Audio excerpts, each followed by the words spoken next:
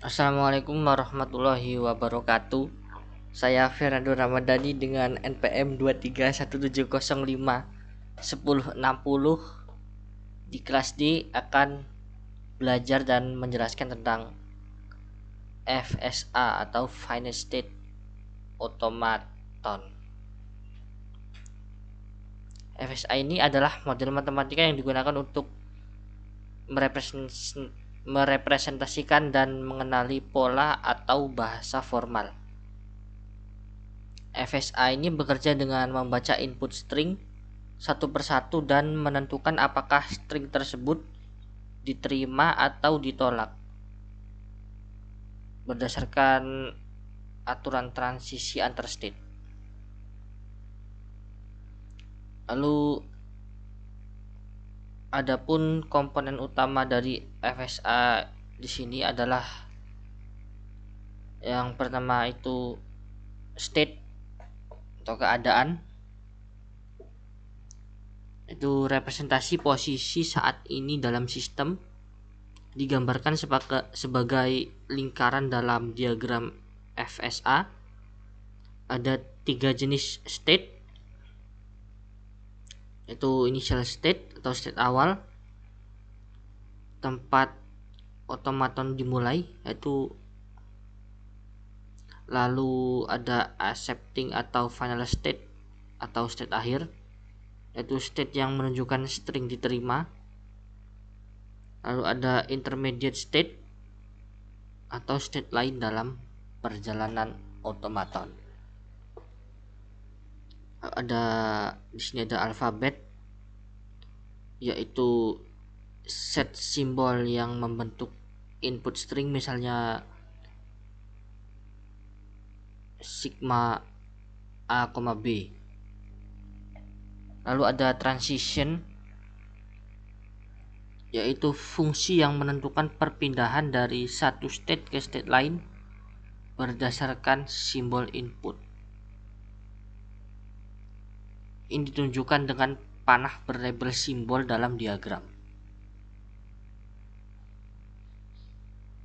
Lalu ada initial state tadi, di mana proses otomaton dimulai. Ada final state dan transition function.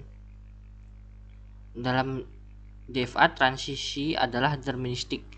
Hanya satu kemungkinan untuk setiap input dari sebuah state. Dan dalam NFA transisi bisa non deterministik atau banyak kemungkinan untuk setiap input dari sebuah state. Jadi FSA ini punya dua, yaitu DFA deterministik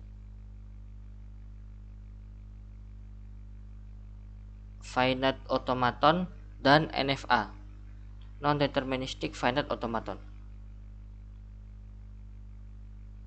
Di DFA ini untuk setiap state dan simbol input hanya ada satu transisi yang mungkin. Tapi kalau NFA untuk setiap state dan simbol input mungkin ada beberapa transisi. Di NFA juga transisi epsilon atau kosong yang memungkinkan perpindahan tanpa membaca simbol input.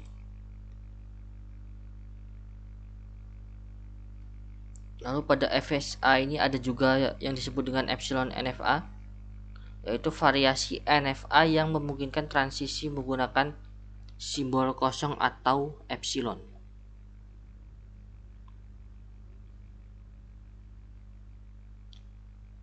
Cara kerja dari FSA ini yaitu mulai dari state awal, lalu membaca simbol input pertama berdasarkan fungsi transisi, pindah ke state berikutnya, ulangi sampai semua simbol dalam input dibaca.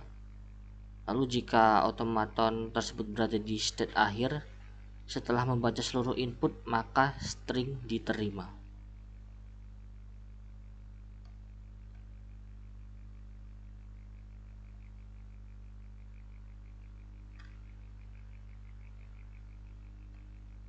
Adapun kelebihan dan keterbatasan dari FSA yaitu kelebihannya mudah dipahami dan diimplementasikan, cocok untuk mengenali bahasa reguler, cepat dalam memproses input. Adapun keterbatasannya yaitu tidak dapat mengenali bahasa yang membutuhkan memori tak terbatas atau hubungan antar bagian string seperti bahasa kontekstual. Contohnya A pangkat N, B pangkat N. Oke, itu saja. Sekian dari saya. Terima kasih. Wassalamualaikum warahmatullahi wabarakatuh.